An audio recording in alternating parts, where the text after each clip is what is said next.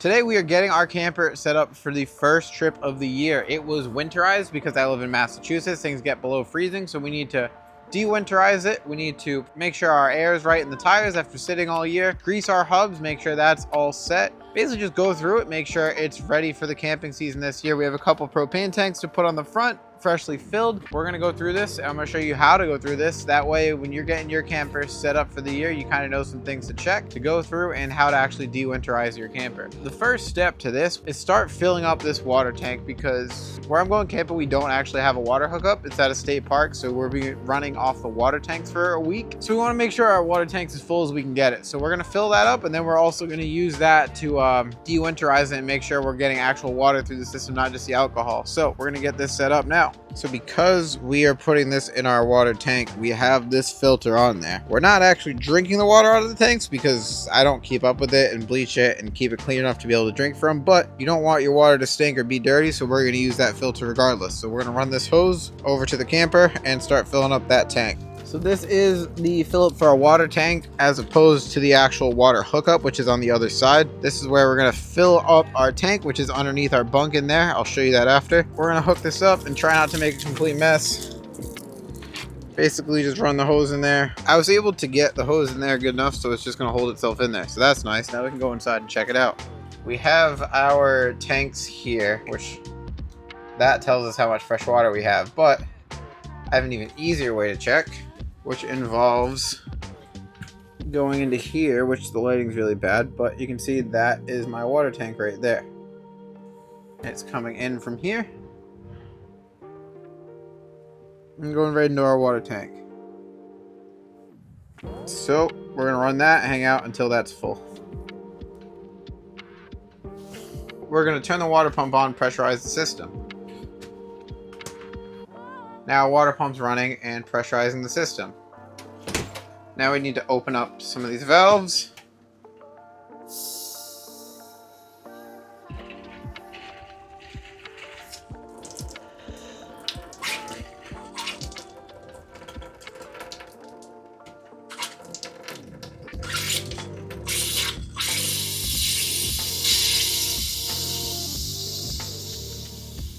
Alright, now our pump has pressurized all the lines, so we're just going to test everything, make sure it all works, which that's our cold water in the sink,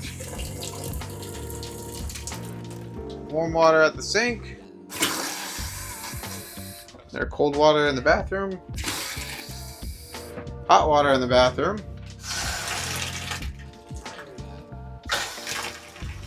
and then last but not least, we got to check the toilet.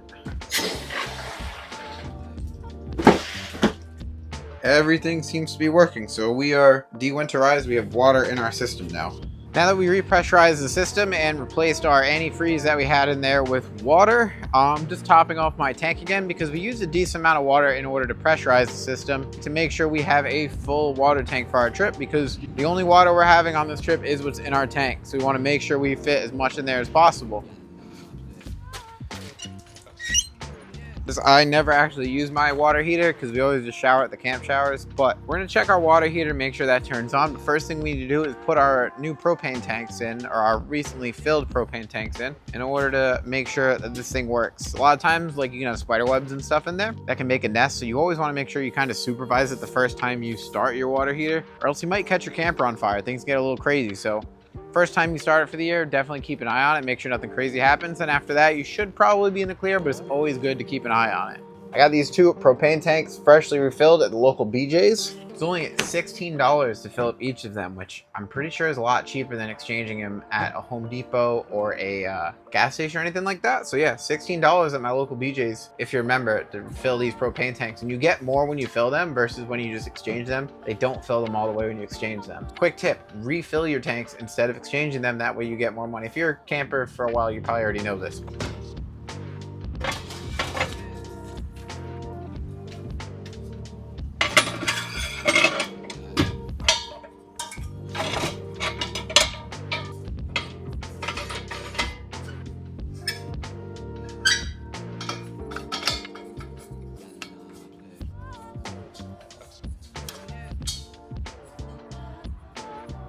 And that is our propane hooked up. Now that we're here, we're going to hit water heater It's gonna come up with a fault.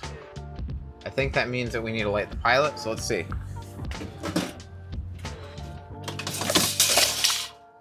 Oops. Oh, there it is. All right, it just wanted me, actually that was perfect.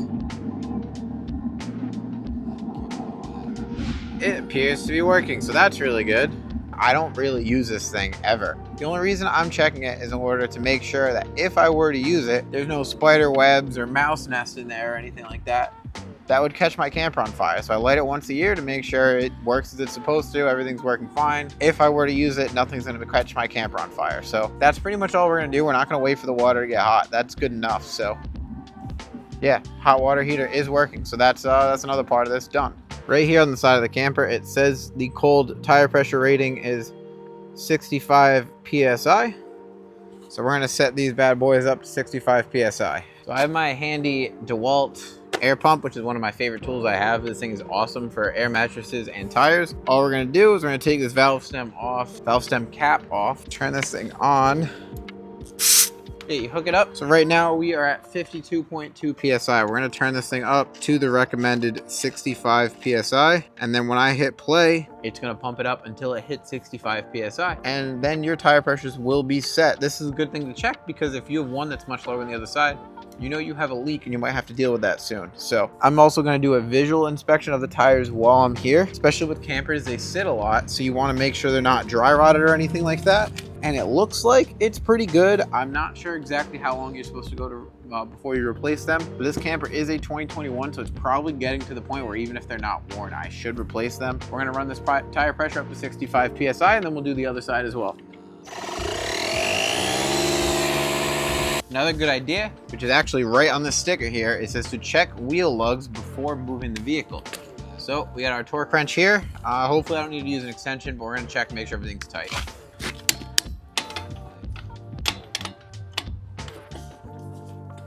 And that's what you would do, just repeat it on the other side of the vehicle. Check your tire pressures and check your lug nuts. And after that, we are going to grease our hubs and we're pretty much there.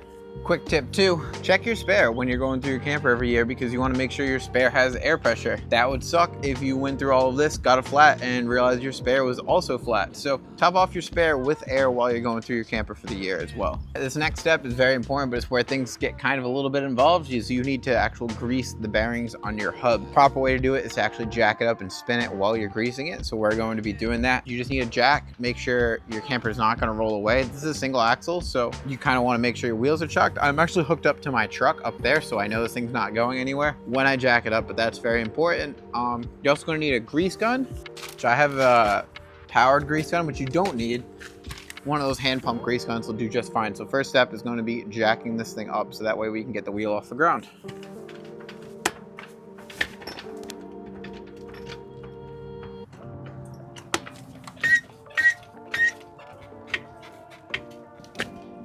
Perfect. The best place to jack up any camper is obviously under the axle. That's makes most sense. So that way you're not jacking up something that would damage the camper. So I just put the jack right into the axle, jacked it up just enough for this to spin freely, and that's all we need. So now I'm gonna grab my gloves. Gloves and a rag are a good thing to have for this.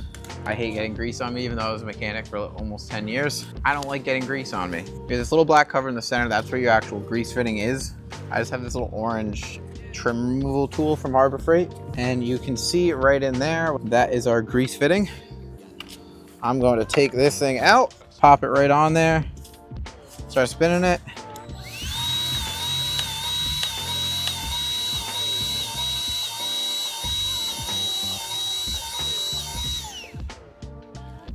That should be plenty. Then you pop the cover back on and that's it, you're ready to go. I'm gonna give it a little wipe of the excess grease.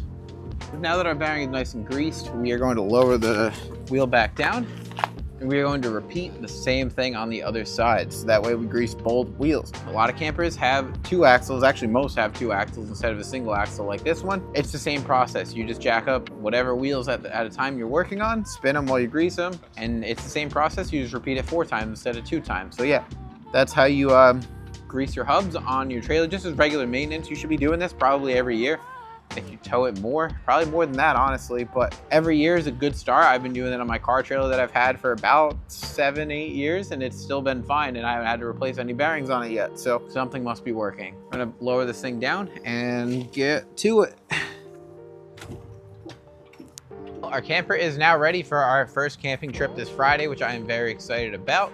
We dewinterized our plumbing, made sure our water pump was working, filled all of our lines with waters and tested them out. We also checked our hot water heater to make sure nothing was gonna catch on fire. Checked our tire pressures to make sure those are all up to where they should be. We greased our bearings, made sure those are good to go for our yearly maintenance. We also checked the tire pressure on our spare tire. So now what's left for us to do is to pack this thing up and head to the campsite. Thank you guys for watching. Hopefully you guys enjoyed this. This will be valuable to you when you're getting your camper ready to go for its first trip of the year. And if you enjoyed this, please subscribe and stick around for some more camping DIY videos. Camping season is here. So I'm excited to be able to get out and do more. I do have a baby, so it is tricky to get out there, but depending on how this next camping trip goes with the baby, we'll probably go camping some more, which hopefully does go well. Fingers crossed. But yeah, thank you for watching. Enjoy the rest of your day, and I'll catch you on the next one. Thank you.